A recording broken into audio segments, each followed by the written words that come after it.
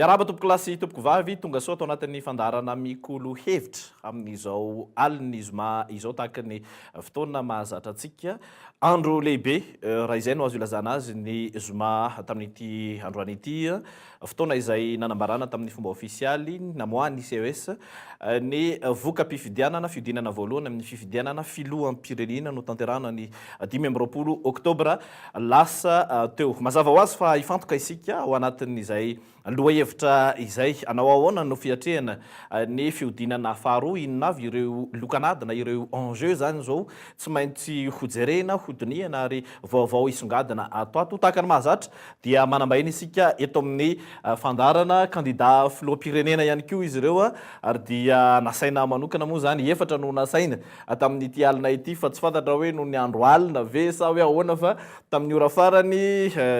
Andriamatoa Joseph Martin idada fara sy Andriamatoa Fetson rakoto Andrenirina dia nilaza ny tsy afaka tampoka ianareo mirahalahy eto atao amin'ny ankavia koa ato Andriamatoa Patrick Raharmana candidat filoham-pirenena miarabanao tompoko tonga soa eto amin'ny Mi-Kolo Hevitra. Dia miarabantsika ihany koa ary misaotra indrindra ny fandarana Kolo Hevitra mba hoe nanasa ny candidat ahafahanay zany maneho ny hevitra na dia hoe nahazo vato 450 ary amin'ny virgule 0. Eny ary atao amin'ny akavanako ato kosa Andriamatoa Julien Razafy Manazato miarabanao tompoko tonga soa eto amin'ny fandarana. Voalohany aloha dia faly miarahaba ny mpagnaraka ty fandaharana Mi-Kolo Hevitra ty ato amin'ny Kolo TV. Faly koa miarahaba ny mpiara-miasa rehetra aminao Enikajy. Tampotampoka ihany no ny antsoanao ny atongavako andray anjara tito fa efa mifankalala motsika ary amin'ny zavatra maro efa niarahana ianareo mpanao gazety za mpiantsehitra ara politika raha vao nahazo zay fanasagna zay mba hofagnajagna ny mpagnaraka ty fandarana ty dia tonga ny tenako ka dia faly miarahaba ianareo mpiara-miasa rehetra. Eny ary tompoko lasy tompoko vavy avy hatrany araka ny fananterana teram-piandohana dia ny hoe ny lokanady na ny enjeu politique izay rehetra mety hanitikitika ny sain'ny mpiray-tanindrazana amin'izao fiatrehana ny fiodinana faharoa nanomboka tamin'ity an'io izao indray zany no resantsika mandritra ny ora iray miaraka amin'izy mirahalahy ireto mazava ho azy tahaka ny mahazatra antsika ato anatin'ny fandarana nanotaninay ny olo-pirenena mahakasika an'ireo candidat roa voalohany izay tafakatra hiatrika an'izany fiodinana faharoa zany dia Andriamatoa Jean-Louis Robinson sy Andriamatoa Hery Rajaonarimampianina ny amin'ny hoe inona no andrasan'izy ireo amin'izay filoham-pirenena izany hoe tsy maintsy no iray amin'izy mirahalahy ifanandrina ireo zany izay ny hevitry ny olo-pirenena mahakasika izay raha tsika avy hatrany. Zavatra tena andrasanay zany andrasako sy ny andrasan'ny vahoaka dia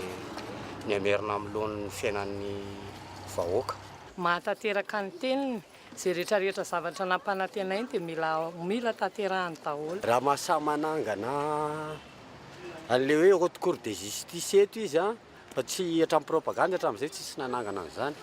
fa amin'izao zany tena mba io haute cour de justice io zany mba hoe mba hisorohana an'le tsy maty manoty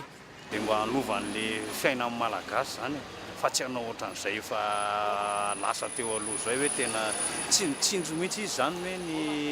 hoe ny fiainana sy ny sosialin'le vahoaka malagasy fanatsarana ny fiainan-bahoaka aloha ny andrasana amin'izy ireo mba fiovana tanteraka fa tsy mba kobakambava fotsiny hoe atao an'izao dia tonga eo le fitondrana tsisy tanteraka daholo ny zavatra rehetrarehetra tenenina zany. Fiovana tanteraka mihitsy mba tsoatsin'izay lasa teo zay zany divan'ny krizy aingakaingana be mihitsy aloha zany tena andrasako ohatr'izay be da be amin'izay ny asa hitobaka ny asa nampiarina firenena aingana dia aingana mba ialana amin'le krizy fa tena mijaly le vahoaka tena mijaly dia alohany tena mangarahary alohany tena ny alabato zany tokony tsy asiana mihitsy fa zay lany eo dia lany fandripahalemana tiako ilamina zany dia mba hisotratrana ny fiainan'ny olona zany mba lasa korotana be mihitsy zany amin'ilay tsisy mpitony atao amin'ny firenena. Ny fiovan'ny toetra raha eto amin'ny firenena zany no tena tiako hoe tovy amin'izay ny fiasan'ny tanora rehetrarehetra. Fiovana dia fandripahalemana eto an-tanàna tokony ampiasa tanora dia ny fiovana aloha tadiavina voalohany satria efa ela vahoaka mijaly dia tokony hoe rehefa tonga eo zany dia tsy manao kobakambava fa tokony hoe zay vavana voaka zany dia tsy maintsy tanterahany fa tsy hoe talany eo dia tonga dia tsisy nininina vita fa miady seza fotsiny ny atao imposy ny feno aloha fa matoanao milatsaka filoham-pirenena dia fa vonony ianao zany mizakan'zay ataon'ny vahoaka rehetrarehetra eo dia mangataka ny vahoaka dia omenao zay atao vahoaka rehetrarehetra eo mba hampiova fiainana ohatrany taloha satria zao tena mijaly ny vahoaka na ny hanina hoanina re mila sita sono misy. Dia mba filamina amin'ny tanàna satria ny tanàna aty aminay tena ratsy a, lalana ratsy a, ny tatatra ratsy a, dia efa tonga fahavatra dia miakatra an-drano a, betsaka ny trabony. Mba mpiova fiainanay vahoaka majinikako. Ny anay izay lany eo zany dia tianay daholo fa ny zay zavatra izay davinay amin'izay olona lany eo zany a dia mba mitsinjo ny vahoaka majinika indrindrindrindra fa ny tovolahy tsy anasa mamelombady manjanaka nefa mitona saribô inona fa zay lany eo zany a dia mameno pôsy daholo. Leo ny vahoaka mba ihinana mba ny tovolahy tsy manasa dia mba mena asa. Ny aho zany fitsondrovana le bakarté dia mba ilaina zany le filoham-pirenena mba hidina aty amin'ny jiry an'le bakarté aty tanànanay aty. Ny filaminam-bahoaka ny tsy fitebitebena zany a dia izay mba lany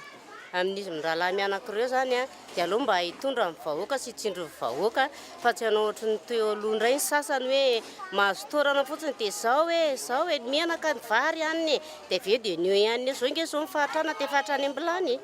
Mba mila fivoarana zany le firenena satria latsaka ao anaty ady ny firenena zay mba ilaiko amin'ireo zay lany amin'io filoham-pirenena io. Fiovana mihitsy a eto amin'ny firenena zay aloha ray ary ny zava-dehibe angatahana dia hoe afaka hitandro satria atao tahorana ihany ny problème okorotana sosialy sy ny sahala amin'izay ka zay ny tokony tandrovana voalohany indrindra fa dia redressement économique pur et simple aloha zany ny tena mahamaika dia ny resaka sécurité interne atao anatin'ny firenena ray manontolo. Zay ny hevitry ny olo-pirenena. Inona ny andrasany amin'ireo candidat filoham-pirenena roa ireo zany a zava-misy zavatra raha manaiky zany a candidat avy amin'ny tohanany filoha teo aloha Marc Ravalomanana ary candidat tohanany filohan'ny teteza mita ankehitriny izay ho filoha teo aloha ihany koa rehefa miampita amin'ny république fahefatry tsika Andro Rajoelina zany reo. Tomboka ato aminao ny fanontaniana ahoana ny hevitrao mety avaly an'le mety hanova zavatra ve satria raha fitinina le izy dia hoe mba hanova ny fiainan'ny vahoaka tanteraka ny ray amin'izy ireo. Ka zay nge le hoe tamin'ny premier tour teo zany ny zavatra hita dia hoe ny vahoaka malagasy ny fidy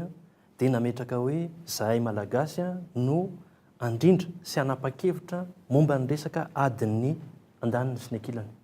Tsy nisy ny resaka asa iny, tsisy ny resaka hoe fiainana andavanandro fa tonga dia hoe na Ravalomanana na Andro Rajoelina. Ireo candidat telo amin'ny telopolo dia ataoko hoe raika amin'ny telopolo dia samy mitondra tetika asa zay ataoko hoe nahavita nanome fahafahapo an'izay fangatahany le olona be dehibe izay fa tamin'ny premier tour tsy nijery an'izay mihitsy aloha ny vahoaka. Hitantsika tamin'le zavatra ndresahany rehetrarehetra teo tsisy ny resaka tsony teo hoe Ravalomanana na Rajoelina fa avy dia niresaka amin'izay hoe tanterao ny zavatra mahamaika anay sy ny ato tokantranonay. Zany hoe amiko zany ireo candidat anankiroa ireo zany na i Robinson na Hery zany zafady amin'ilay fitenehana fa avy dia atsotsotra ny resaka fa tsy fanajana olona tsy tokony hijanona fotsiny amin'ny resaka olona tsony zany fa tena tokony hoany amin'ilay resaka hoe tetikasa ampandrosoana amin'ny Madagasikara marina ary tena ho tanterahana. Zay moa mahatonga ny hoe zay candidat raika amin'ny telopolo samy manana tetikasa daholo ireo azo hifanampiana ho an'izay candidat mihevitra fa hoe mety afaka hiara-iasa aminay anatanteraka na ny ampahany fotsiny ary amin'io zavatra. Antaniko rehefa aveo hoe hiaraka amin'iza zany zao candidat Patrick Raromanana. Julien Razafimanazato fantatra fa tamin'ny taona 2024 ianao no natsona manokana mihitsy eto Madagascar taoriany reny zava-nisy reny ny aina ny zava-nitranga teto amin'ny firenena ny fanontaniana manoloana le fangatahan'ny olo-pirenena teo avaly an'ireny ve ireo candidat roa ireo ny ray amin'izy ireo tafakatra filoham-pirenena. Mazava be le miahiahy vahoaka malagasy zay zany hitantsika amin'le fanontaniana mipetraka teo miahiahy izy mbola ho isy fahadisoam-panentanana ndray ary raha jerentsika ny le vokatra mety tsisy mijery an'izay arabaiko manokana eto aloha Andriamatoa Jean-Louis Robinson sy Andriamatoa Hery Rajaonarimampianina izay tafakatra amin'ny dingana fiodinana faharoa maro ny zavatra azo kianiny amin'ny fividianana izy teo fa zany akory tsy midika hoe tsy maintsy hoe hoaravany iny zavatra efa vita iny noho ny fitiavana tanin-drazana zany azo lefery mba hisian'ny demokrasia magnaraka satria tsy maintsy ho atsara iny zany zay zavatra lesoko reny mba ahitana ny tena demokrasia mariny misy eto amin'ny firenena. Zavatra faharoa koa ary zay tsy nitenenanay tsy nitenenany tenako zany hoe aravagno io na tsy nitondra fitoriana mihitsy mahakasika regny anomaly regny fa nagnano fagnamariagna izay araroty eto misy azy. Hentitra ny zavatra tenenin'ny vahoaka izay nisafidinareo izay sendra tafarisika taminareo amin'igny micro trottoir iny hoe ary mamaly le valim-pifidianana. Ino moa le valim-pifidianana? Azadigny fa ity sambany fa tsy ampiantsasa manila akory anie ny fitambarany vokatra azon'ny candidat anankiroa izay hiatriky fiodinany faharoa 5.3 isan-jatony ny maro anisa ataontsika hoe 3.8 isan-jato 63%, dia tsy nisafidy ireo candidat anankiroa reo, vitsy anisa zany izy reo. Zany hoe ny vahoaka nefa efa tsy miandry mihitsy, tsy hoe tsy nome hoe 100 andro 200 andro fa tonga dia hoe omeo zahay ny anjara masoandronay eto amin'ny firenena. Ka ny hoe afaka hamaly regny vahaolagna regny ve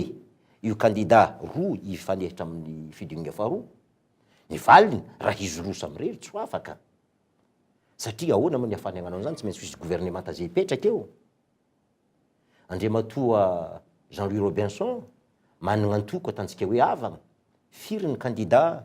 solombavambahoaka zay mety ho asehony zany avana zany. Dikan'izany tsy maintsy hiara-iasa amin'ologno hafa zany. Ohatran'izay koa hirajonary mampianina, aiza ny antoko izay miaraka aminy. Zany hoe ny zavatra ho isy eto zany avy amin'ny alalan'ny fifidianana miainga avy amin'ny vahoaka zany hoisy karazana fitondrana vaovao izay hifanomezany malagasy tagnana. Ka anjaran'izy miatrika amin'ny deuxième tour no mijery hoe fifanomezan-tagnana tahaka ny ahoana ny atao. Zany hoe tsy maintsy hoisy gouvernement anankiray tena hiainga vahoaka afagna miasa avy hatrany. Tsisy andranandrina tsony. Mahakasiky ny fahasalamagna tonga dia avy hatrany, mahakasiky ny économie tonga dia asa avy hatrany, mahakasiky ny fanabeazana tonga dia mamaly asa avy hatrany. Satria azadigny fa ireo vahoaka zay mifidy ny zavatra nolazainy candidat tsirairay no lasa any an-tsaininy. Tsy mieritreritra tsony izy hoe i candidat Andriamatoa Jean-Louis Robinson na Andriamatoa Hirajonary Mampianina ve no niteny an'izany, fa zay zavatra masaka ao an-tsainy na nitenenin'ny candidat namagna Patrick Rahamanana aza zay zavatra zay mety igny ao agnatin'ny sainy dia igny no eritreretiny ho tafavoaka eo amin'ny Madagascar. Zany hoe raha zay resaka ao zay dia ohatrany teteny ny candidat Julien Razafimanajato hoe izay filohalany eo dia efa tsy hanana hoe hery manokana intsony raha andeha rery zany fa tsy maintsy hivelatra hisokatra anambitamby ny rehetrarehetra satria nahoana marina le hoe 5.3 isan-jato raha tambatra ny vatony izy roa. Za moa tia miresaka mahitsitsy. Zany Robinson zany nge tsisy nafantatra. Zany hery zany nge tsisy nafantatra. Ary tsy manana base politique. Nafantarany nazahoany Robinson vato dia satria Ravalomahana nanohana azy. Fa na Julien na Patrick raha nitoanany Ravalomahana mety nahazo isan-jato mitovy tamin'ny Robinson. Ary tsy mihoatra an'izay koa fa efa zay ny farany azony. Raha nanana ambonin'izay Ravalomahana mbola nahazo 3 isan-jato izy tamin'ny premier tour. Fa zay 2 isan-jato zay ny maximum azony. Dia ohatran'izay ihany koa hery. Raha tsy nisy ihany koa zany Rajoel nanohana azy dia tsy nahazo an'izay vato zay koa izy. Ka amiko zany tokony handeha ambonin'le resaka hoe Ravalomanana na ambonin'le resaka hoe Rajoel raha te hahazo an'le 3.8 isan-jato lazainy namana Julien teo. Satria ny zava-misy le vahoaka malagasy zany premier tour efa namahan'le olana tamin'ny 2009 hoe tsy problème ny Julien na Patrick ny 2009 fa problème ny Ravalomanana sy Rajoel. Tsy problème ny Robinson sy hery akory ary. Dia efa vita iny. Fa ny deuxième tour amizao tokony le Robinson sy hery amizay zany no mitondra hoe reto le tetikasa tianay atao. Ka mazava ho azy le resaka alliance zany amizay fotoana zay tsy maintsy hipetraka ny hoe inona le tetikasa afahana mampandresy an'le candidat nefa koa afahana mitondra any amin'le hoe fampandrosoana marina ny firenena. Ohatrany te antany hoe efa miresaka an'izay hoe tsy maintsy sokatra hipetraka le alliance. Ianao ve tao anatin'le folo nambarany filohan'ny tetezamita hoe candidat tamin'ny interview nataony tamin'ny gazety Le Monde? Zaho aloha misaotra ny filoha Rajoel satria isan'ny niaraka ny tologny teny amin'ny kianjany 3 Mai zahay. Ny tologny ny fanaovana teny dia tologny ho an'ny demokrasia, tologny ho an'ny fahafahana, tologny ho an'ny fahalalahana, tologny ho an'ny fampandrosoana. Dia isaorako koa ireo mpiara-miasa tamiko satria rehefa natao zay tologny zay nandray anjara teto anivon'ny firenena. hoe nitantana départementa ministera na dia tsy hoe veriketo aza fa ny mpagnaraka ny télévision-nareo sy ny radio-nareo dia mahalala hoe zay andraikitra mba fanitazoniko teto amin'ny firenena. No zay anton'izay isaorana zay fa nisy ny fitohizana le hoe fialantsika ao agnatin'ny crise hagnomanana fifidianana zay voa nataontsika hoe nisy fisokafana tao amin'ny gouvernemanta. Rehefa nisy zay fisokafana zay ny zava-nisy ary zay lazaiko eto za olo tsy niresahana akory hoe ianao misy fandaminana Andriamatora Zafimanazato ianao tsy ho agnatin'ity fitantanana totsy fa efa nyainy télé no atsapako sy andrenesako hoe amin'ny sitio-ndresaka tsy ao agnatin'ny gouvernemanta tsony ny tena. Zany hoe rehefa niala amin'izay tsisy tsony zany ny fifandraisana tapaka ny fifandraisana amin'ny fanaovana politique moa zay zany mahatonga hoe raha niteny ianao hoe isan'ny nafariny tany ivelany jereo raha ny tenako sy Andriamanan'Oro Augustin mifandray miara misakafo isan-kerinandro satria mpinamana zany hoe ny politique na hoe mety tsy miaraka azy amin'ny fotoana anankiray ny fiarahana mitoy ihany satria raha pitso sy raha afaka pitso mety hoe isy ihany ny fafandraisana sy fifagnomezan-tagnana. Zany ny mahasarotry ny politique ary zay mahatonga hoe ny fitiavan-tanindrazana dia mifo, ny fitiavan-bady aman-janaka sy ny fianakaviana dia mifo, fa ny fanaovana politique ho an'ny firenena dia misaigna ampisaigna fa tsy hoentiny fo. Ka zaho raha ohatra hozy anao hoe isan'ny tohanany candidat Rajoelina za tsy agnatin'izay tsy tao agnatin'izany satria raha tagnatin'ny isan'ny candidat nitohanana tsy sahirana tamin'ireo sakatsakana maro isan-karazany ivero tsara ne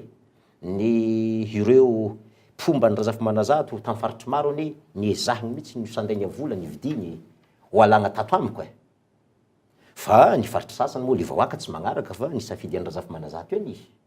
Ny mpanohana rehetra teto Antananarivo dia voateny mihitsy hoe aza manao Razafimanazato fa zao ny mahazo anareo azo tenenina zany fa ty mo télévision tsy fotoagna ny tenenina zany angamba. Zany hoe raha nanana zay ifanohanana zay ny tenako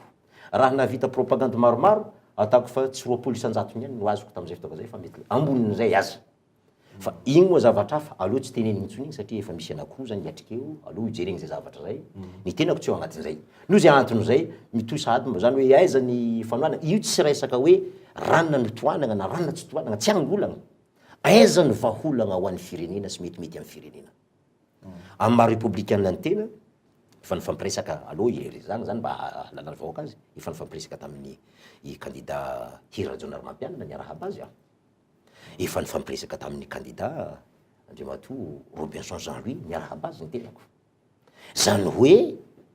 Razafimanazato irery zay fa ny antoko zay tariko eto sehatra ny daolobe dia olona maromaro ao agnatiny ary ny fiatrehana ny solombavam-bahoaka satria tsy hoanana maro anisa tsisy ho afaka hoanana maro anisa havita irery ty Madagascar ty eto. No zay anton'iray efa misy sahady ny karazana fiarahana maromaro satria ity ohatra ny olona anakoroa ihany jereny ary olona anakoroa ihany ny andamosiny nefa vahoaka 20 tapitrisany eo ny Razafimanazato amin'ny maheto sehatra ny daolobe ho azy dia zay misy an'ny vahoaka zay no jereny zany hoe ny solombavam-bahoaka izay hitondra tenin'izay vahoaka zay ho angamba ho masahiny satria ny constitution zay misy amintsika dia constitution izay mandala hoe izay maro anisa ao amin'ny parlemanta no hitondra ny premier ministre sy ny lehibe ny gouvernemanta hitantana ny firenena. Ovatany koa raha fanontaniana candidat Patrick Raharmanana natolotry ny vitatsika io anohana aniza zany ianao inona avy ireo fepetra mety ho apetraka ao zany anohanana candidat anankiray. Nalaza benga teo ny hoe Ngara Valmanana saika hoe anohana ny candidat Patrick. Za aloha mbola tsy niresaka tany am-piandohana mihitsy ny voanirotsaka ianao dia hoe candidat ny Marc Ravalmanana ihany koa. Za aloha tsy mbola niona ary tsy nifandray mihitsy tamin'io resaka io. Ny vitantsika manko dia fikambahana anankiray na antoko politika anankiray zany nijery hoe manana olona manana traikefa Madagascar manam-pahaizana maninona raha tambatra zay mba hahafahantsika miroso. Zany hoe tsy nanao resaka hoe antoko politika fotsiny amin'ny maha-antoko azy zany fa hoe ndao tsika andeha amboniny zay resaka antoko politika zay. Zay zany dia maha hoe vitatsika azy tsy hoe vitako rery na vitanao fa vitatsika. Iny aloha zany mariako kely. Faharoa hoe iza no tohanana. Hatramin'izao aloha dia za zany mijery hoe iza ny candidat hoe afaka anatanteraka na ny ampahany fotsiny azy satria zay tsy lany tsy ho afaka hoe ny programme ray manontolo no atao eo matoa zay tsy lany tsy eken'ny olona ny programme narosonay na hoe mbola tsy zay aloha no hitan'ny olona mahamay azy. Dikan'izay zavatra zay zay zany za Patrick Raharmanana tsy tompony vaton'ny olona ny fidiahako. Eo amin'ny roa alina eo ny olona ny fidiaha fa za tsy tompon'izay vato zay. tsy azoko atao zany hoe andeha midiko any amina kandida anankiray zany zay le vaton'ny olona zay satria ajaiko ny any olona ny fidy ahako ary isorako be deaibe zay zavatra zay fa za amin'ny maha-olo-pirenena kosa amin'ny maha hoe andraikitra politika dia mitondra zany hoe inona le tetikasa efa nananay ahoana na i Robinson na ery zay vonina amin'izy ireo anao an'izay zay kosany amin'ny maha-olo-pirenena ahako no arahako. Ohatran'ny tsy pianao kely toy le hoe tsy afaka hivarotra ny vaton'ny olona tamin'iny fifidianana iny nefa ny hoe efa nisy zao teo leo amin'ny 2020 ny foanana ny vaton'ny kandida Hery Rajaonarimampianina atao anatin'le izy. Ohatrany ahoana le critère zany hoe mety miampahany amin'ny fandarana ansanao tanterahan' le kandida sa hoe inona no tena tsy maintsy mandeha mantsy ny hoe fanambytambazana tsy maintsy zay misy lobina politika miainga be deaibe zany zao. Ataoko mahitsy le resaka za olona mahitsy resaka raha ohatra seza sy vola zany tadiaviko niditra tamin'io tetezamy teo ahako fa nanda foana ahako tao anatin'ny efataona tsy niditra tao anatin'io zany hoe tsy resaka seza zany ny tadiavika ary matoa ny kandida Patrick Raharmanana 0,44% fotsiny no azonay satria zay tsy nandeha ambonin'izay teniko foana teto zay ny antony dia aminay menjery fitondrana io raha ohatra ka atao resaka olona fotsiny no atao zany hoe mbola hiditra amina krizy vaovao zany tsika mety mampatahotra zavatra zay fa vo afaka malange vao nitendrena maramila no nitendrena tamin'ny faritra maro inona ny dikan'izay zavatra zay raisina ozy izy tsika hoe resaka sécurité no anaovana an'izay azadino ange fa ny chef de région nge manana autorité totale izy apiasa andreo maramila eo am-pelatanany zany hoe tsy voatery ho maramila izy zany no mampiasa an'izay fa efa an'izay fa matoa le maramila mihitsy napetraka eo dia misy zavatra eritreretina tiana atao na misy zavatra eritreretina apoizina mety hitranga na misy zavatra eritreretina hoe tokony ho amboarina raha sendra mitranga amin'ny mampitondra fanjakana an'izy ireo moa zoany tanteraka izay fa za zany eto dia miteny hoe tandremo fa tsy hoe vita io deuxième tour io dia hoe milaminy Madagascar tandremo zay no mahatonga amin'ny teny hoe ahoana ohatra efa nresahana namana Julien teo le resaka hoe majorité parlementaire mba azontsika nyeritreritra ve fa hery tsy hanana député majoritaire en parlement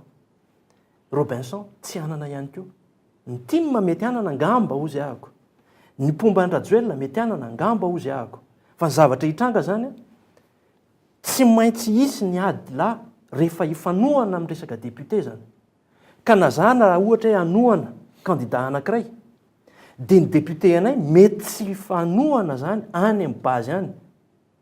dikan'izay zavatra zay mety azontsika nyeritreritra ve ny hoe hery no lany nefa ineny ny lasa prime ministre na Robinson lany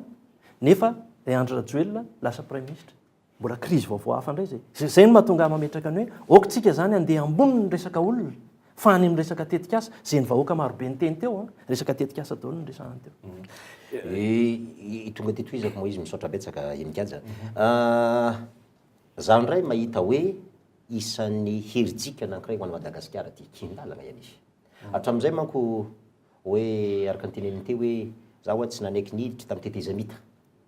izahay manko tsy hoe niditra amin'ny tetezamita fa nitady fiovana ary nitariky vahoaka malagasy raisiny angamba zay andraikitra le fiovana le izy manko ny fiovana zava-dehibe tsy maintsy misy lohany io ny filohany premier ministre ny gouvernemanta isaka départementa misy ihany ny fiovana za tsy afaka hiteny fiovana hoe nanahoana fiovana tamin'ny départementa zao tamin'ny départementa zao tamin'ny départementa zao fa raha za hiteny hoe ahoana ny fiovana ohatra tamin'ny fanabeazana raha hiteny an'izay tsy nahazo vacation nandritra nazoantsika fahaleovan-tena ny mpampianatra tsara ny fanadiny am-panjakana CPE fa rehefa tamin'ny 2009 nahazo izy fiovana anankiray zay fa roa henikaja rehefa miandry ny fanadinina CPE sy BPC taloha mety eo amin'ny 2 volana eo fa nisy 3 andro izy taty afara tsy fiovana ve zay fa ny ankoatran'izay tsy hitako fa nisy fiovana ny atako tsy ampy zay fa raha samby miova tsikelikely dia misy zay nitiako laza ny agnatin'izay tamin'ireny mandritry ny tetezamita zany mifanendry zany hoe ny prime ministre ny lehibe ny gouvernemanta ny filohan'ny tetezamita ireo ministre zay mitantana ny départementa tsirairay manendry zay olona tia nytendreny fa amin'ity fifidianana ty ray amin'ny andriamatoa Hirajonar Mampianina sy andriamatoa Jean-Louis Robinson zany no tonga filoha. De mety ho isy premier ministre hafa io. Zany hoe le fifidianana no mahatonga hoe fiarahany tantana andray mandeha aty. Ka oka hanana zay culture politique zay. Zany hoe fahaiza manao politique zay izay ho filoha eo satria tsy ho azy samirery Madagascar. Zany hoe otra ny karazana transition ihany. Zany hoe tsy transition hoe le mifanendry fa karazana teteza mita vaovao hankanesantsika tena amin'ny demokrasia dia ny mifandefitra hoe ny ampampahefagna tahaka zao dia amin'ny ranona, ny ampampahefagna zao amin'ny ranona dia eo antsika magnorina firenena zay le takin'ny vahoaka malagasy. Ny fantanina aloha ty efa nangitikitika teo zao le izy ny candidat Jean-Louis Robinson ve aminao mety havita hoe tena ametraka ny personnalitény zany na ny maha izy azy satria hoe manao atsengory ny candidat ny filoha teo aloha Marc Ravalomanana zany fahitany olona azy de zay koa le hoe ny candidat Hirajonar Mampianina ianao mantsy tao anatin'ny teteza mita io ve afaka ahitana taratra ny lanja ny fiovana no takina atany amin'ny teteza mita ka afaka ampifondrina an'ireo tamin'ny 2009 ka afaka ampifondrina an'ireo rehetra izay nitaky fiovana niparitaka moa zareo taty ary ny zavatra mety ho sarotro zany mety ho sarotro ary zay agnomeny hoe lisy poizy rola amin'ny rahalahy mazava be ny teneniny andriamatoa namagna raha manana Patrick teo hoe raha ohatra ka nitohanan'ny Ravalomanana na nitohanan'ny président filoha teo aloha Marc Ravalomanana na hoe filohan'ny teteza mita André Rajoelina i andriamatoa Patrick Ravalomanana ataoko fa mety hoe io isan-jato azony io mety miampy dia mety tany amin'ny 16% na 17% tsy haiko na mety ho ambonin'izay ka reo olona reo ve tonga dia ho afaka tena hanery ijerevo tsara raha mpanao politique matoa hoe filohan'ny teteza mita André Rajoelina ny safidy raha ohatra ka zay ny zava-misy satria fa nolazainy tamin'ny Le Monde moa io hoe candidat io izy matoa izy ny safidy io andriamatoa Hirajonar Mampianina dia eritreretiny fa azoazony kokoa amin'izay mety hoe mahametimety kokoa ny politika zay eritreretiny hanoizana ny zavatra tokony atao eto amin'ny firenena io be dia be ny andriamatoa Fetisson n'andriamatoa Radavitson n'Andriampara be dia be ny tokony hotoanan'ny Marc Ravalomanana fa dia docteur Robinson zany ny hotoanany zay anton'izay mety hoe izy ny mahay tsy ambaratelo zay za tsy afaka hiditra agnatin'ny lohany izy roa amin'ny rahalahy hoe afaka hanery ireo ambadiny ve izy tsy vitako zay fa raha Razafimanazato moa lasa filoha teo azoko ata fa tena filoha na ny mpiatra le politika ny Razafimanazato izy zay moa fa tsy teneniny intsony satria ny eto amintsika zany atao hoe fanaovana politika eto amintsika mbola sarotro na ny hainao manjery aza ray volagna fotsiny omeny azy nefa ny mpanao politika amin'ny firenena sasany mandritra mandavatao alefa hiteny ihany izy mba hahafahan'ny vahoaka mitsara jerevo tsara rehefa tena azon'ny vahoaka ny programme nasanao hainy vahoaka ny fidianao jerevo tsara mifaritra sasany zahay tena mitarika 2% 1% reo sasany reo satria mazava amin'le vahoaka hoe raha ty Razafimanazato ty tonga eo zao ny zavatra ho ataony fa tsy voazava zay amin'ny toerana sasany satria tsy araka voatety le izy ny hainao manjery mikatona ny tiako lazainy amin'izay andriamatoa Enikajy raha sanatrika lany filoham-pirenena ny fidiny vahoaka malagasy andriamatoa Hirajonar Mampianina na docteur Robinson Jean-Louis ka olona hafa ndray no avelany hisafidy dia mamitaka vahoaka malagasy izy amin'izay ny olona manohana azy zo zany zo ny andriamatoa filoha teo aloha Marc Ravalomanana manohana docteur Robinson zo ny andriamatoa André Rajoelina manana safidy amin'ny maha-olo-pirenena azy raha ohatra hoe hisafidy Hirajonar Mampianina izy fa tsy midika zany izy elany amin'izy ireo dia hoe zay teneniny reto nanohana zah reto no raha ohatra za manohana ray amin'ireo tsy mitaky fa zay zavatra ho teneniko no arahiny fa mitaky azy handray andraikitra hitondra firenena ho antontsoan'ny firenena ka manana zay hoe karazana ataontsika hoe fahefana afaka hoe handresy lahatra ireo olona everiny manohana azy izay manalkaloko azy moa ny ilazanareo mpanao gazety azy ve izy rola amin'ny rahalahy anjarany mahita an'izay fa raha ohatra ka ny mifanohitra amin'izay no ataony dia hivoaka malagasy izay miandry zava-misy io no hitsipaka azy ary fotoagna fohy ihany no hagnano azy satria tsy manana fotoagna ntsony vahoaka malagasy hiandry mpanao politika amin'ny fampandrosoana ny firenena. Mitovy hevitra amin'izay ve anao le anana ny maizy azy ve izy ireo ny ray amin'izy ireo raha tonga filoham-pirenena? Nisy fotoana aloha efa mba hoe niona amina sehatra ohatra ny androany ireny zao a hoe na tamin'ny senita mifampiresaka tamin'ny nga Robinson mifampiresaka ihany koa tamin'ny hery tsy mbola nisy resaka hoe tena hoe matotra irery tanaty birao aloha hatreto. Nefa kosa fahitako azy olona manana maizy azy daholo zany le rola candidat tafita amin'ny dingana faharoa io ary matokoa aloha izy tafita eo nanana maizy azy izy zay tsy tokony hoe ho amevanina fa eto zany napetraka hoe le mpanohana angeny tena olana amin'izy ty zay candidat nge isan'andro mifampiresaka miara misakafo mifanoroka raha hitantsika azy zao matetika i Robinson sy hery rehefa mifanoroka dia mifantanin'ny olona foana hoe oroka jodasy ve sa misy resaka ambadika sa ino za manokana mahita hoe tena mifanoroka ary mifampiresaka zareo fa itsika no mifandringom-bolo le samy mpanohana ka eo ny ilana an'le hoe izy mirahalahy no anentana ihany koa an'le aty orinany zany hoe le mpanohana mba tsy isiny zay le fandringitam-bolo zay ary indrindraindrindra amin'ny ravalimanana sy amin'ny rajoelona raha hitantsika zao ny ravalimanana nilaza hoe za mihitsy ozy ny nanendry ny mangalaza ho directeur de campagne zany ohatrany hoe Robinson zany ao anatin'izay zavatra zay dia mipetrapetraka fotsiny ery fa inga ravalimanana no manao ny zavatra rehetrarehetra dia ohatran'izay ihany koa ny rajoelona milaza hoe za dia manohana ny nefa rajoelona tsy tokony hiteny an'izay izy satria izy ao anatin'ny feuille de route sy ao anatin'ny code électoral amma flou antitezamita azy tsy maintsy mijanona neutre izy fa fahitako azy manomboka mitranga zany le personnalité an'izy mirahalahy Robinson sy hery dia mikiropaka reto anankiroa reto milaza hoe anay olona io zany hoe misy mifandrangotra zany ao anatin'izy satria matahotra so dia hoe rehefa lasy eto reto dia izay very aty ambadika ka eo zany nametrahako an'le hoe aza atao resaka olona fotsiny le izy za zany tsy olana amiko mihitsy zany hoe ary efa teniko hatramin'izay tsy tokony misy olona hijanona any ivelany Madagascar raha ohatra te hiverina eto izy mikasika ny ravalimanana zany zay fa aza atao hoe lasa programme anao voalohany dia petitin mody ravalimanana amiko zavatra azo atao zany fa tsy programme ohatran'izay ihany koa ny hery mikasika ny rajoelona eto ange mety mampatahotra za mo mahita sy resaka ho zahako rajoelona mieritreritra ny hoe anomatena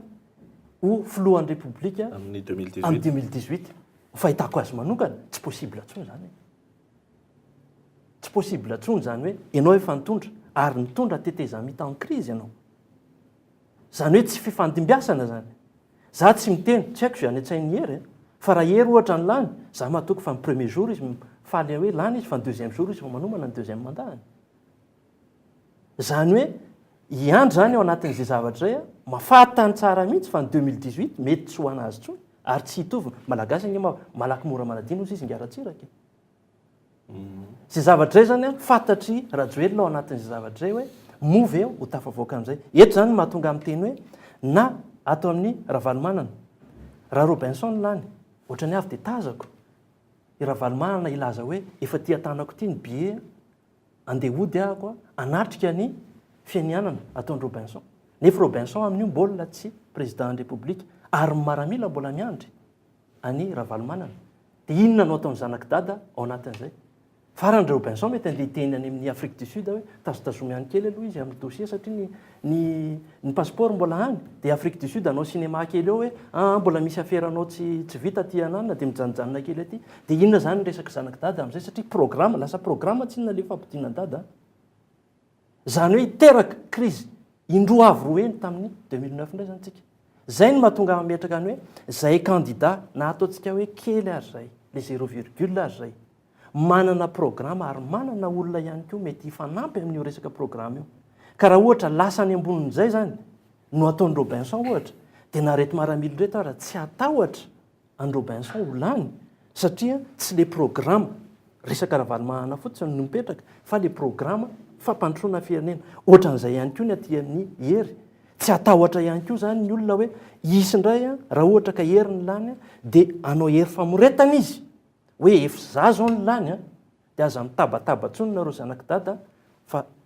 kapohako nareo raha vao zany hoe lasa mety misy ataontsika hoe tsy démocratie tsony zany ka za mieritreritra fa na Robinson na hery dia manana personnalité, manana saina afaka andeha ambonin'izay ary aprosiana izy andeha ambonin'izay. Zay le izy tia antany ianao mahitsy ihany koa maheno ny nazavain'ny candidat Patrick Ramanana tato hoe manana fahifanana manana ataoko hoe anao anaty farangisony mokondovy ananan'izay ve ireo candidat reo hametraka filaminana mety eo ampelatana hoe fahifana hametraka filaminana ao aoriana ny fanambarana fa ndray amin'izy ireo ny lany eto amin'ny tany sy ny firenena manoloana an'le olona maro samihafa izay mbola miparitaka sy misaratsaraka ihany amin'izao fotoana. Izay nini antony ilatsahagna matoa manao candidat ilatsako filoham-pirenena dia vo mitondra ny tany sy firenena. Ary raha hitondra ny tany sy ny firenena tsy maintsy mametraka filaminana aloha. Zay vo afaka mora ve zay ametraka filaminana. Sarotro zay zay mahatonga ny vahoaka rehetra tsy afaka milatsaka filoham-pirenena. Sarotro. Ary zay le ilazagna azy hoe aoka hitandrina anareo rola amin'ny rahalahy. Fa misy vahoaka 20 tapitrisa tsy afa miandro tsony. Tsy afa milaza hoe mbola miandry kely atsika amin'ny fehikibo. Fa vahoaka 20 tapitrisa tonga dia mila vahaolagna avy hatrany. Zany hoe izy roa lahy io raha ohatra ka tena tia hitondra marina izy ho an'ny tombontsoan'ny firenena ny ahalany azy aloha no ataony. Faharoa ny ametrahana ny demokrasia eto Madagascar. Avelao ny hevitry hery maromaro samby iseho eto Madagascar ary amin'izay no amaritantsika ty firenena ty.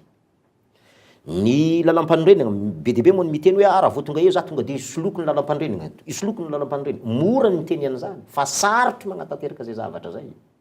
Azadiny fa efa nisafidy antsika ny fifidianana zay nataontsika dia fifidianana ny arahantsika amin'ny communauté internationale. Tsy candidat razafa manazato na tonga an'izany. Fa ny fitondrana tetezamita no safidy ndao ara hiaraka amin'ny communauté internationale atsika agnatanteraka ty fifidianana ty. Noho zay antony misy alaim-pagnamo sasany raha ohatra tsy mahazo majorité parlementaire hono hoe hoaravina. Mora ny teny an'izany fa sarotro manao an'izany satria misy arbitre ray eo. Zany hoe en convalescence ity Madagascar ty. Raha dokotera moa fantany tsara zay. Ary ty anankiray ty expert comptable koa fantany tsara koa zay amin'ny terme économique zany. Zany hoe ny tiagna lazaigny agnatin'izany mandalo kiondalana firenena ka na tiagna na tsy tiagna tsy maintsy misy fifanomezan-tagna eto Madagascar tsy maintsy. Ary za raha manontany ianao hoe ohatrany maivamaivagny ery ny tegna tsy hiatriky deuxième tour. Ny sasany ohatrany hoe malahelo tarita amin'ny CS. Za kosa le alahelo amin'le anomalie, le fahadisoagna, le halatralatra vato, igny mampalahelo igny. Fa hoe le hoe sendra tsy lany tamity mbola betsaka ny magnaraka. Fa eto aloha agnaramaso hitanao nanagna programme zahay ary za agnaramaso akaiky regny programme nyteneniko regny. Satria misy programme zay nyteneniko dia candidat rehetra nyteny azy rehefa teo. Hoarahako maso akaiky igny. Indrindra ny mahakasika ireo mpampianatra hoe ho raisiny mpampianatra raikitra dolo ny mpampianatra frame rehefa lany eo. Nyteny zany dolo ny candidat rehetra. Arantsika maso igny amintsika mpanabe agnaramaso igny akaiky atsika. Amin'ny candidat zay toanako raha ohatra za ka hanao tsy maintsy isan'ny zavatra anankiray mpidirika ao agnatin'izay. Raha tsy mahavaly an'izany izy dia mialatsiny, miala fondro satria matoa ny teny igny ny tenanay satria fantatray fa azo tanterahina igny zavatra igny. Ka raha tsy mahatanteraka igny le candidat dia efa tsy manohana azy za zay. Zao ary satria moa misy sokajina candidat ihany koa zany nisy telo na efatra teo na azo vato teo nelanelany 200 latsaka sy 500 mahery. Raha ny fahitanareo azy alefako aminay ny fanontaniana aloha hoe iza zany mety tohanan'izy ireo raha hoe Julien Razafimanazato no mahita sa ohatrany ahoana tokony ho fihetsika izy ireo zany zao hoe sady satria izy ireo zany tsy maintsy isy anambitamby be hoe candidat namagna ty vola ve sa ty ny inona ny contrat. Candidat namagna dolo manko zareo. Raha ohatra tonga dia lazaigny hoe candidat Hajo Andrianarivelo isan'ny nahazo 100 mahery. Ao koa Andriamatoa Roland Ratsiraka isan'ny nahazo 900 boribory angamba izay. Dia ao koa Andriamatoa Albert Kamivital isan'ny nahazo ataoko hoe 1000 na 1100 mahery, 1100 mahery. Ao koa azo lazaigny koa Madame Sara Georges isan'ny nahazo 400 mahery. Ny zavatra hitako zany amin'izy ireo rehetrarehetra zany ny fihetsiky ireo candidat tsiroroa angamba roa izay miatriky ny fiodinany faharoa isan'ny magnaramaso akaiky satria niara amin'ny zavatra maro ny ntsonjainy nisy maro ny zavatra mampalahelo any amin'ny fitrangany fidiana iny. Fa izy ty moa taninrazana fitiavan-taninrazana ho amin'ny fo. Fa ny fanaovana politika moa entigny ampisaigna fa tsy entigny ankatezerana. Noho zay anton'izay tsy mbola tena niditry fifampandinihana mivantana hoe ino ny ataonareo. Io koa ny araka ny teneniny Andriamatoa Patrick Ramanana teo hoe tsy voatery zay olona nifidy azy tamin'ny fiodinana voalohany ka tonga dia hifidy azy amin'ny fiodinana faharoa. Indrindra fa le vote zany hoe le fifidianana anazy anao tsy localisable. Zany hoe miparitika zay tsy hita maso akory. Raha namako ijery hoe aiza ny candidat tena nifidy Razafy Manazatra, tonga dia hitana maso ary izy. Traiko hoe Robinson tonga dia hita hoe non mora kely zany mirepere ho azy. Fa raha ohatra na ijery le candidat sasany tsy hitanao akory aiza ny misy azy. Raha tsy ilaza fotsiny hoe ohatra ny candidat i Hajo Andreny Anarivelo. Efa misy sahady ireo mpomba azy tamin'ny fiodinana voalohany. Tsy miandra zay mba fanapahan-kevitra atao regny aloha mampalahelo. Tonga dia efa milaza sahady ny sasany, za dia hanao hagnano rano, za hanao hagnano rano. Zay eny le politique mila amboarina eto Madagascar. Hoe zay politique izy ary zay ny mahatsara io lalam-panorenana be dia be ny azontsika iraigny amin'ny lalam-panorenana io. Fa amin'ny lalam-panorenana io manko misy atao hoe mandat impératif. Ho an'izay solombavam-bahoaka lany amin'io tsy afaka mivadibadika izy. Fa dia efa mijanona anatin'izay. Zany hoe mety ho alaim-panahy tokoa rehefa hoe mahazo fahefana zany le filoha vaovao. Mety ho alaim-panahy izy hoe ho aravako ty fa tsisy hanaovako zay sitrapoko. Tsy zay sitrapony mpitondra no atahelo. Zay le tenin'ireny vahoaka regny teo. Rehefa tonga eo anareo ny anareo ihany jerenareo fa ninay tsy jerenay. Zay le tenin'ireny vahoaka regny. Dikana tsy sitrapony mpitondra tsony ny atao eto fa sitrapony vahoaka malagasy. Noho zay anton'izay tokony hajainy lalam-panorenana misy. Hajainy ny vahoaka zay ny safidy, ho hajainy ireo maronisa zay mipetraka eto Madagascar. Fantanina mitovy ny candidat Patrick Ramanana. Raha ohatra ny jerentsika zany ny ataontsika hoe géographie électorale, carte électorale zany dia mazava be zany zao hoe tsy resahantsika intsony zany le candidat fa resy. Neny Robinson zao mazava be fa ny teto Antananarivo sy no plateau zany no nazahoany vato be indrindra. Ary neny hery dia ny faritra tany amin'ny sisin-dranomasina rehetrarehetra na ny côte no nazahoany be indrindra. Neny hery zao raha raisina amin'ny bureau de vote raisiko tamin'ny tsy dia mifanalavitra tsinona ny vokatra navoaka ny senita sy navoaka ny CES dia ny senita aloha ny efa hita maso zany ny cartographie électorale dia tany amin'ny 11 000 mahery ny bureau de vote nandreseny hery. Nefa 7 000 fotsiny no nandreseny Robinson. Gaga angamba mivoaka malagasy hoe maninona ry mandresy 7 000 fotsiny nefa izy ny lasa ambony indray nahazo 20%. Fa le isan'ny mpifidy zany satria ny eto Antananarivo renivohitra fotsiny ohatra sy ny mandry tsara fantatry Julien tsara mihitsy ary zay no mahatonga anazy tena tonga dia niditra tamin'izay an'izay. Fa ny tiako apetraka eto raha ohatra amin'ny resaka alliance zany tsika. Aza adino fa amin'ny malagasy dia nisy vote ethnique tao anatin'ilay izy. Za zao avy any Diego sy Majunga dia nitarika tany. Julien avy any mandry tsara tarika izy ihany. I Roland Ratsiraka any Tamatavy tarika izy. Ny ohatran'izay ihany koa tany amin'ny sud-est i Vital tany atsimo. Zany hoe nisy zany nazava tsara ny fiodinana voalohany hoe zay dia mila andravalomahana sy iandry ary zay mila olona avy aty aminay. Zay zavatra zay zany mila vakiana tsara. Deuxième tour tsy zay intsony ny hipetraka fa hipetraka amin'izay ny hoe Patrick Ramanana nilaza fa andeha hitondra autoroute movy azo tanterahana zany. Zay zao anisany hifampirarana amin'izy mirahalahy. Zay ny resaka amin'ilay hoe amorona asa 1 million d'emploi ary azo atao zany ary zay mahita lalana amin'izany. Movy azo ekeny zay. Zay anisany laza hoe alain'ny fanjakana an-trano ny zanakitsika. Hoentina mianatra, transport scolaire, misakafo atoandro any ampianarana, cantine scolaire, dia hoentina verina any an-trano indray. Azo atao ve zany? Ataoko fa azo ifampidinihana amin'ilay candidat zay. Amin'izay fotoan'izay zany raha zay le tetikasa lehibe zay no atao. Za moa fa mba naheno hoe nisy candidat anankiray hoe andeha hanao grand infrastructure izy dia anisany mahafinaritra azy satria za ingénieur hydraulicien. Ny jiro sy rano eto amintsika 10% fotsiny malagasy mahana jiro. Azo atao tsara mihitsy zany manao resaka hoe fampidirana jiro eto ka tokony hoany amin'izay le adevitra ny tetikasa zay amin'izay zany no atao. Ary amafisiko zay tsy apetrako fotsiny ary le izy hoe aminay candidat. Manonona anarana azafady ny rado sy misy namana anankiray ihany koa Ema zay nalany izy a tao anatin'ny tsy ho candidat misy ihany koa ngaratsiraka milaza izy mahita 1 milliard de dollars izy ka ozy aho hoe tsy tonga amin'izay ve le fotoana hoe vitatsika io hoe atambatra nga Julien mahay tsara momba ny resaka hoe fampianarana za tsy mahay ny resaka momba fampianarana ny ahy kosa za mba manindrindritra amin'le hoe le fampandrosoana isaky ny faritra tokony mba hipetraka satria izay resaka fampianarana zay zao a raha menga avy aty amin'ny ministèren'ny fampianarana fotsiny tsy ekeko fa oka mihitsy le any amin'ny faritra no anapa-kevitra ny hoe zao ny programme scolaire hatramin'ny resaka hoe vacances scolaires maninona moa vacances scolaires tsy maintsy amin'ny mois de juin anentsika ny fidirana ny Paris daholo ve tsika sa ahoana maninona raha amin'ny fotoana andro aviorana na amin'ny fotoana famokarana amin'iny ny vacances scolaires ny any Fort Dauphin inona raha iny Fort Dauphin ny resaka fambolem-bary nefa any ny QMM maninona raha fampianarana amin'ny fanaovana soudure amin'ny koe QMM no atao ohatran'izay ihany koa ny amin'ny faritra Tsirana ny secrène fantatry manokana momba ny secrène fa ny secrène avy amintsika amin'ny teny zao azafadindrina amin'ny PDG ny secrène lasa mpanao fanaka ane secrène amin'izao fa tsy lasa tsy hoe construction navale le ka zay zany no ametrahako ny hoe alefaso any amin'ny resaka adevitra any amin'ny tetikasa amin'izay fa vonona zay fanampy amin'ny candidat amin'izay eny ary ny zava-mitranga moa zany amin'izao efa ndrasanao teo ihany le izy efa nalamiko narindraka hoe ho resana ihany koa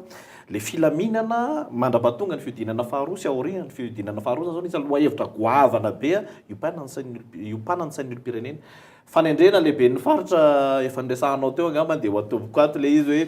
folo ny lehibe ny faritra vaovao notendrena ka ny valo miaramila manahoana ny fomba famakiny candidat Julien zay efa mpiambana gouvernement tamoa ny teny dia sarotro zany hiteny zavatra manahirana kindrandray zany hoe tsy hoe ny miteny zavatra eo ndrematoa Patrick Rahanomanana tena afaka hoe mivantambanta miteny zaho izy taoko mahitsitsy fiteny fa misy ihany le droit de réserve kely mba tsy teneniny fa ny zavatra fantako fotsiny hoe tao amin'ny filan-kevitry ny ministra ny raisiny iny dika zany tokony fanapahan-kevitry ny raisany gouvernement taray manontolo hitako androany misy fagnambarana tao an-gazety nataon'ny premier ministre hoe ho fandaminan-javatra ho neutralité fa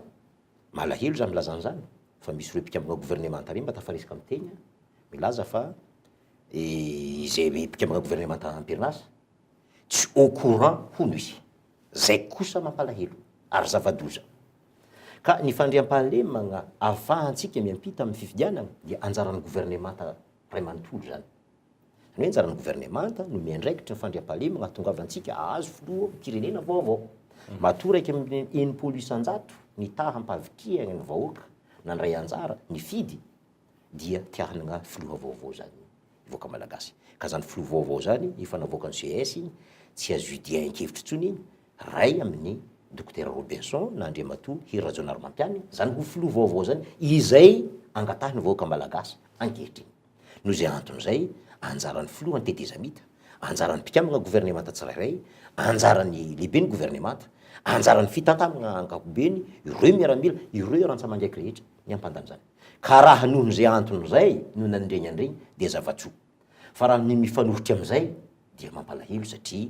kiontalana efa ray volana nino sisa hoisy filoha vaovao zany ve dia tsy ho vitany regny lehibe ny faritra efa teo hatram'izay fa raha ohatra misy kajikajy hafa zava-pagna hoa kajikajy tsy mandeha mihitsy amin'ny politika fa ny manao kajy politika dia voaka malagasy ihany ny mahalala ny valiny mety tafiditra anatin'le kajy politika veny mety hoe fanitarana teteza mila sy ny sisa ka hoe tsy maintsy miaramila ifeno no eo zany satria zay eny amin'ny fiarahamonina eny mpanao gazety manao kapa sy manao sorte zay rehefa eny a dia ny olona tsy misalasala hoe ahoana izy ity dia sao dia misy anina zao ndray hitatra ny teteza mita sao dia misy hoe fitondrana miaramila venkendrena ny olo-pirenena tsy manao analizy fa zay ny azy tokony atsika zany tokony ho tony tokony olo isidy koa rehefa manao analizy nareo mpanao gazety moa anjaranareo magnontany an'izay fa indrindrandrindra ny mpanao politika zany tokony hoe tena mba mahay makalisona fa matoa vahoaka malagasy mazoto hifidy amin'ity fifidianana tetezamita ty satria reraka izy amin'ny tetezamita ka raha ohatra mba lalaim-pagnahy atsika hikajikajy hoe hagnalavagna tetezamita io mandrora miantsilany atsika zay ka aza manaraka ny mpitatirakena mety milaza hoe otran'izao fa fitaka zany ary io le mpamitaka io rehefa kalatsika ankady rehefa avy eo tsy hitany hoe mpamitaka efa manasa tagnana izy zay fotsiny zany tiako teneniny io aloha ho tonga fa ny zavatra angatahana fotsiny am'izay filohalany io oka tsy ho atao agnatin'ny programme za dia amalifaty ranony zaho dia hanao an'izao fa ny fampandrosoagna ny 20 tapitrisa no imasoa zay afaka ifagnametagna amin'ny fagnametagna zay ijanogno mpanohitry ohatran'ny rahalahiko Andriamatoa Lazara Zafiarson zay candidat ifanlaza izy za tsy hanao candidat ray amreo fa za hijoro mpanohitry zony zay ary tokony alalaka izy hanao zay asa-panoherina zay mba hanao balizy amin'ny fitondrana miseho fa raha ho izy eritreritry sahady dieny ankehitriny raha za tonga eo dia zao ny atako tsy lasa lavitra zany ary mandrora miatsilagny zay manao an'izay ny olona ihany koa n'olon-tsotra efa manao an'izay raha Robinson Jean-Louis Vienne tonga eo tsy avy hatrany mody président Ravalomana na Amalifaty i Andriamatoa Rajonary Mampianina Andriamatoa Andry Rajoelina ihany ao ambadika ny fomba fitantanana ahoana sy ahoana zany ny ahian'ny olona ny hevitry candidat Patrick tena marina ange zany ary mipetraka zany le resaka hoe maramila teo satria hoe nisy fanendrena zany an'le ka zay indrindra ohatran'ny mifonofono zavatra hoe mifonofono zavatra tsy mazava ny azy zany ozy ahako hoe tsy hoe mananatra akory za mbola zandry ary 0,44% zany kely nefa mba miteny ihany aho hoe porte de sortie ngeza be zao ho an'ny mpitondra tetezamita am'izao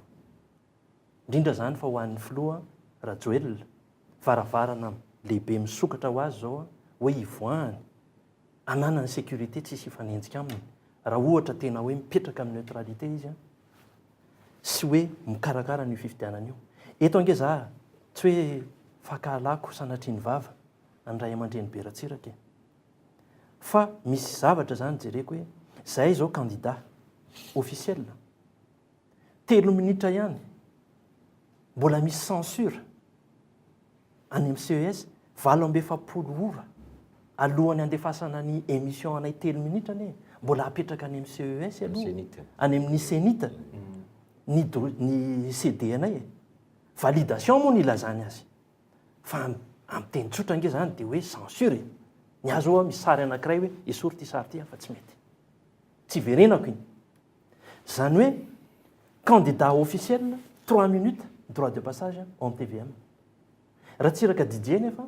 mahazo 1h30 en direct ary mahazo misafidy ny fotoana andeha ivoahany eo nefa izy candidat tsy nekeny ny CES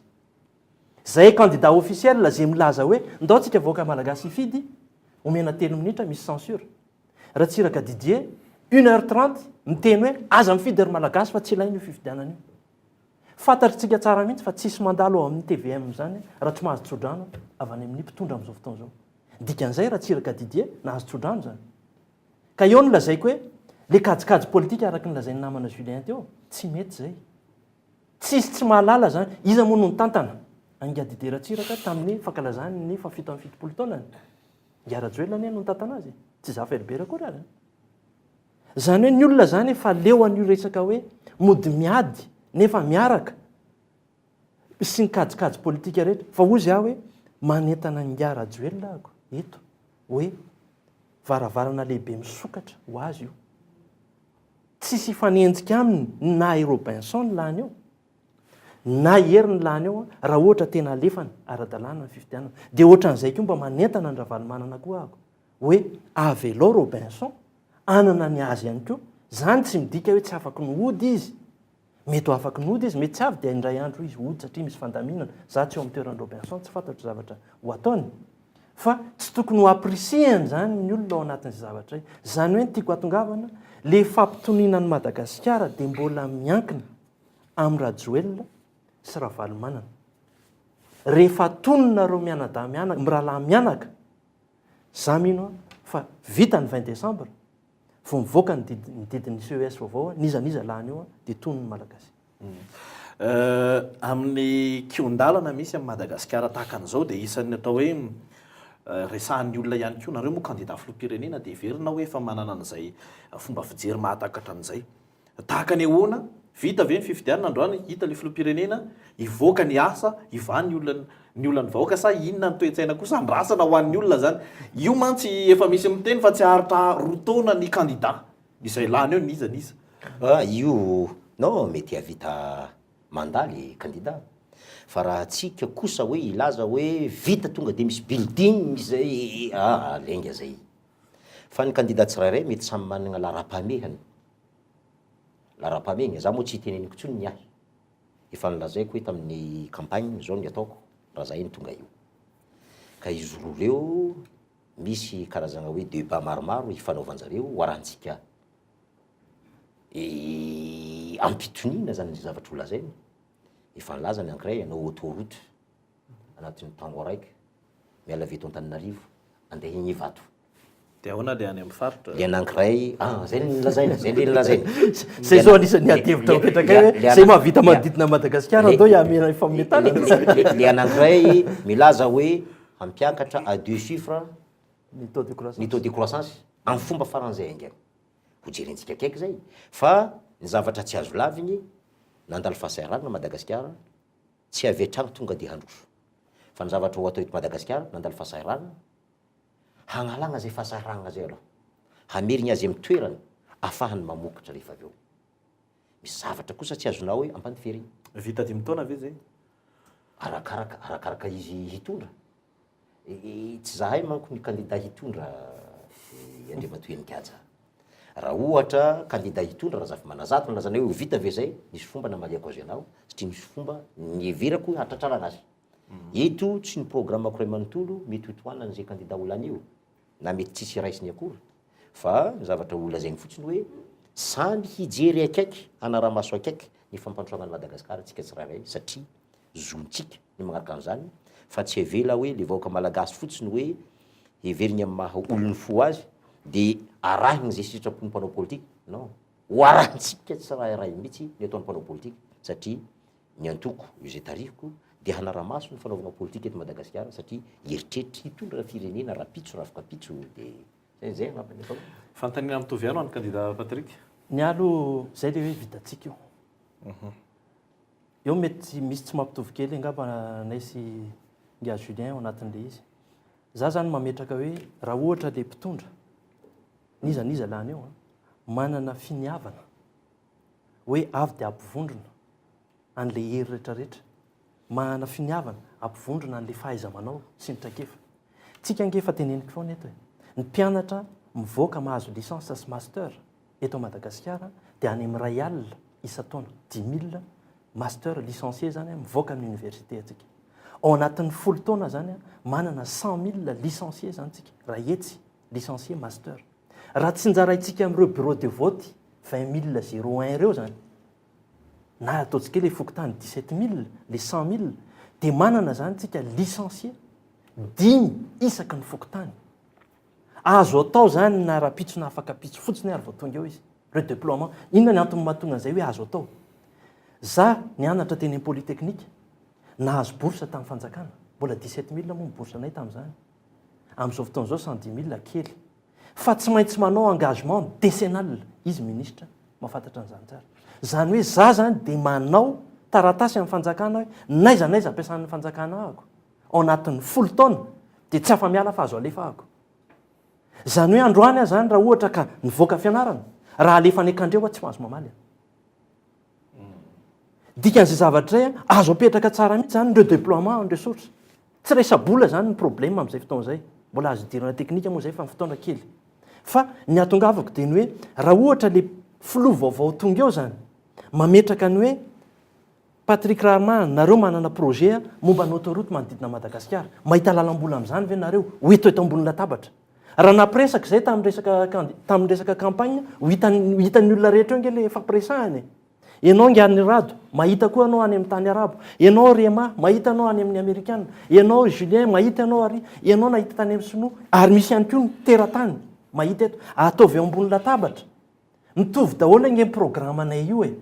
za zao ny voalohany resaka asa de ny candidat rehetra ny resaka asa izy ny resaka fampianarana de ny candidat rehetra ny resaka fampianarana izy ny tsy nyresaka hoe asina jiro izy ny tsy nyresaka hoe asina fahasalamana zany hoe ny gouvernement ho tonga eo tsy maintsy gouvernement anomezana lanja nareo le candidat tsy voatery za nge tsy voatery hoe tsy maintsy ho lasa membre ao anatin'le izy ary zay nge tsy nitady an'izay fotsiny fa ny hoe ahoana ny fomba ahafahantsika manatanteraka an'le asa raisiko ohatra fotsiny ny Maurice l'île Maurice teto Madagascar anga azafady amin'ny firenena rahavavy fa teto angeny nampanankarena ny Maurice fa izy mahana programme quinquennal ao anatin'ny 5 taona niza mpitondra dia tsy maintsy zay programme zay foana no arahana mety tsy fantatry ny mpijery angamba sy mpiaino fa ny filoha mauriciana anga ka ny prime ministre mauriciana no manendry ny filoha tsy mitovy amin'ny eto amintsika hoe tsika vahoaka malagasy no manendry any Robinson na manendry any Hery dia zareo no mijery hoe izy anao atao prime ministre mainga avy aty amin'ny parlement fa ny anazy aty amin'ny parlement manendry ny prime ministre dia ny prime ministre no manendry ny filoham-pirenena any nefa aiza ho aiza any zao ny autoroute gratuit any ny fampianarana gratuit ny santé gratuit nefa ny fananan'ny Maurice 400 000 tonnes kana sucre fotsiny na voambahary ray tsisy ao Maurice azafady indrindra nefa inona zavatra tsy misy eto Madagascar manam-potoana ihany ny fandarana tsy dia afaka mivelatra tsika efa manakaikaiky ny ora tsy maintsy amara-paranantsika azy maro dia maro ny ady hevitra azo resahana betsaka ihany koa lohahevitra mbola azo entina fa ny anomezako fitenenana anareo mirahalahy faraparany angamba dia ny hoe ny fifidianana natao ivoahana amin'ny krizy ny hevitra reo tena ireo olona ireo ve ny ray amin'izy ireo lany eo ampivoaka Madagascar amin'ny krizy marina sa mbola mety ahina ny iverenan'ny krizy any aoriana any ina ny vahaolana manoloana an'izay satria na tiana na tsy tiana karazana aller-retour ihany nataony vahoaka malagasy tadidiny ny zavatranga tamin'ny 97 ny verenany amiral Ratsiraka teo amin'ny fitondrana tsy mitovy le zava-misy olo-kafa mihitsy zao ny filofana izany ara misy na tiana na tsy tiana misy manaloko izy ireo atomboko ato angamba dia ianao mamarana azy ia izany hoe raha ohatra ireo candidat roa lahy ka hamboly krizy indray izy roa lahy asakasaka izy ireo zay fa ny zavatra tsapa ankehitriny ireo candidat raiky amin'ny 30 izay tsy miatriky fiodinana faharoa dia tsy nagnamariny ny karazana analyse napetraka mpanao politique sy napetraka olo maro teto Madagascar nilaza hoe raha vao vita fotsiny ny premier tour ka misy tsy lany dia tonga dia hoisy rombo fa hitanao fa nanaiky daholo zay zao nanaiky daholo ny candidat raiky amin'ny 30 zay ny fahitako azy candidat rehetra zay tonga tary tsy milaza hoe marina daholo ary mety daholo nataony CS na ny Senita na ny nataony tany amin'ny bureau mpanajam-bato fa nanaiky zahay dikan'izay zay taratra démocratie nataony candidat raiky amin'ny 30 izay soranito zay no tokony ataon'ireo candidat roa sy ny mpomba azy satria ray amin'izy ireo dia ho resy tsofilo dia mahaiza manaiky ho an'ny firenena mety misy tsindry azo legny mety misy zavatra tsy ara-dalàna amin'izany raha matanjaka dia seho mba tsisy an'izay tsy ara-dalàna zay zay no teneniko tamin'olona votsela zaho tsy nanana candidat délégué ny candidat tery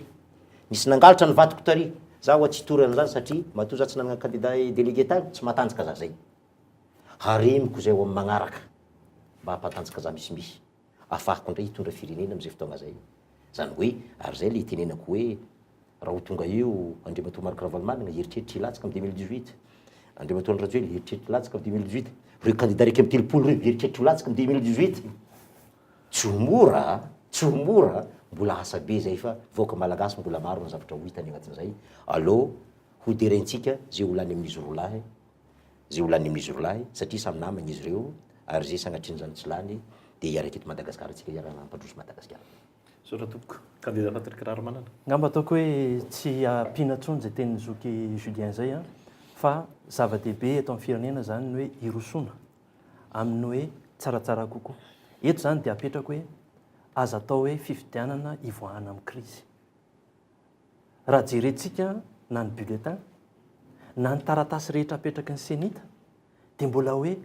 fifidianana ivoahana amin'ny krizy na ny badge mpanao gazety ary dia ohatra mba mahamenatra ihany eo amin'ny sehatra international hoe fifidianana krizy fa ozy aho hoe tonga ny fotoana anankiray nanomezana sehatra ny olom-pirenena andatsabato dia ataovy hoe fifidianana ho filoham-pirenena amin'izay fotoan'izay manome asiny zany an'ilay izy mba hahafahan'ny vahoaka malagasy hifidy marina ny olona hitondra azy ary za mahatoky ny fahendreniny andaniny sy ny ankilany na Robinson na Hery hoe afaka hitondra ambony ny resaka olona reo olona reo ary miangavy mihitsy zany an'le filoha teo aloha sy ny filoha amin'izao fotoana izao hoe manana porte de sortie tsara be nareo raha ohatra mampiseho an'izay le fahendrena hoe mba havelao ny andaniny sy ny ankilany anana an'izay le fahafahana iresaka mivantana amin'le vahoaka malagasy zay candidat ataoko hoe resy dia apetrako foana eto marina hoe tapitra androany maha-candidat anay satria efa mivoaka ny didim-pitsarana navoaka ny CES zany hoe araka ny lalàna zany tsy manana resaka atao tsony zany zay nefa hitantsika amin'izao fa na de le fandaharana androany aza raha avy de izy rola zao no natsonareo tetra mety avy de mifamatratra nefa zay le candidat efa ataoko hoe efa tsy lany mitondra fitoniana ihany koa zany zay eto zany de manentana ary ataoko fa olona manana fahendrenany eo amin'ny FFM mba hahafahany hoe mampiona izy rola fa aza izy rola fotsiny fa atsovy ihany koa le candidat rehetra satria zay mbola tsy vita io fifidianana io raha tsy tena efa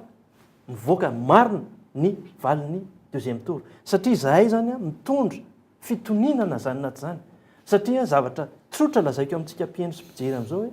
rehefa mifankahity zay sy zoky Julien de mifanoroka raha eo akaiky eo moa hery de ahoana moa ny tsy hifanorohany amin'ny Robinson nefa zay fifanorohana matetika izay sy fifampiresahana matetika izay raha izy roa lahy fotsiny ny resaka mety ifampiavinavina izy fa raha efatra dimy enina zay eo samy tsy maintsy ifampiresaka foana ka ny olona rehefa mifampiresaka tsy maintsy mifankalala ary rehefa mifankalala izy tsy maintsy misy ihany ny fihavanana ary zay le toetra malagasy zay zany no amaranako ny teniko eto ary isorako atsika ato amin'ny télékoly ny antso anay teto ary isorana ihany koa atsika mpijery ny eno hatramin'ny farany Makasitraka anareo mirahalahy ihany koa nanaiky ny vahiny tato anatin'ny fandarana na dia atao hoe azakazaka be mbola tsy hatramin'izao mbola hoe fivoriana tsy fivoriana aroa makasitraka antsika rehetra ny vahiny tato anatin'ny fandarana Mi-Kolo Hevitra ny candidat Julien Razafimanazato ny candidat Patrick Rarmanana makasitraka antsika rehetra ny tokantrano ihany koa niaraka taminay hatramin'ny farany tamin'ity zoma alina ity ny fandarana Mi-Kolo Hevitra araka izany ankoatra ny ady hevitra sy ny atao hoe fifanankalozan-kevitra ao anatiny dia natao ihany koa ampitana fitaizana araka ny fanambarantsika hatranympanomboana ny fandarana fifampitazana ny samy olo-pirenena eo amin'ny faneho-kevitra amin'ny herin'ny zoma indray tompo klasy tompo vavy ny fotoanantsika manaraka veloma indrindra